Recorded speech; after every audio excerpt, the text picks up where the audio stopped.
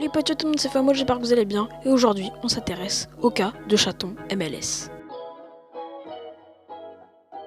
Chaton MLS, les potes, c'est qui? C'est une TikTokeuse qui est connue grâce à sa voix douce.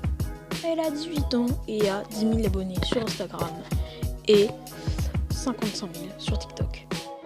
Ceux qui ne connaissent pas Chaton MLS, vous allez me dire, bah, Famo, pourquoi tu parles d'elle? Tout va dans le meilleur des mondes.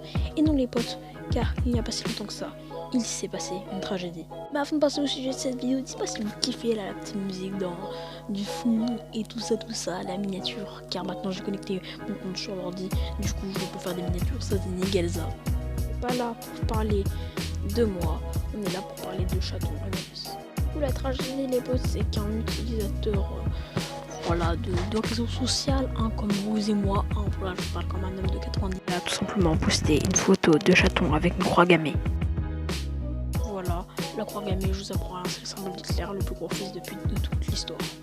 Les haters ont donc profité de cette occasion pour créer quelque chose. Je vais parler d'une démarche anti-chaton MLS. Donc voilà, c'est des haters qui tout simplement insultent, mais vraiment elle prend cher.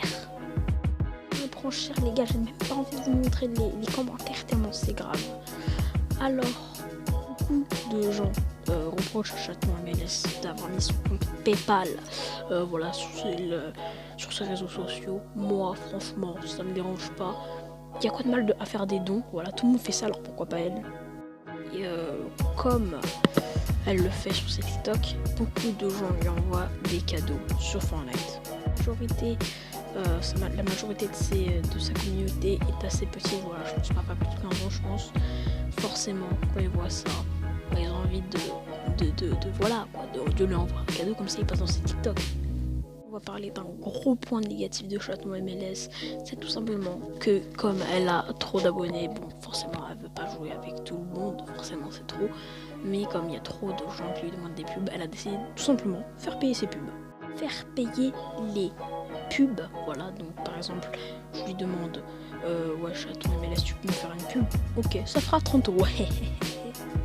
Là j'ai dit 30 euros, mais c'est un exemple, c'est pas du tout 30 euros, c'est beaucoup moins cher, mais voilà, c'est l'intention qui compte, comme on dit.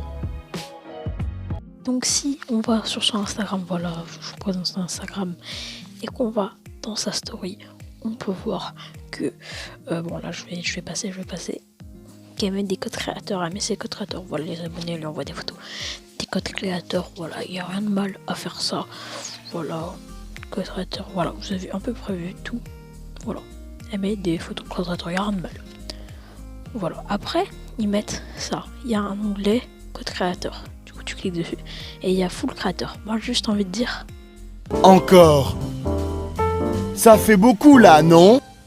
Certaines personnes disent aussi qu'elle force sa voix, mais je vais pas m'éterniser dessus, c'est pas très intéressant. Certaines personnes disent aussi que c'est un mec apparemment, à cause de sa voix, qu'elle force sur sa voix. Bon, comme je vous l'ai dit, je vais pas m'éterniser là-dessus et je vais arrêter de faire cette voix comme ça, elle m'énerve. Voilà, donc je vais pas m'éterniser là-dessus les gars, bon, voilà, c'est pas intéressant, c'est un mec ou pas, elle a même montré son carnet de santé ou de vie, je sais pas quoi pour prouver, tellement c'est grave quoi, c'est ridicule. Si elle a beaucoup de points négatifs, il faut aussi voir le positif les gars. Et ce qu'elle vit, c'est tout simplement injuste, ça s'appelle du cyberharcèlement et c'est puni par la loi. Dans la description, je vous montrerai tous les réseaux sociaux de Chaton MLS, ouais. Mes réseaux sociaux pareil, et des numéros de téléphone si jamais vous êtes en harcèlement ou en cyberharcèlement. C'est très bien que cette vidéo aura beaucoup de dislikes, car la communauté de Chaton MLS ne se laisse pas faire. La conclusion, c'est que Chaton MLS n'a rien demandé. Elle a juste fait ses TikTok dans son coin, bon des TikTok, bon moi j'ai des TikTok, ils sont pires, hein.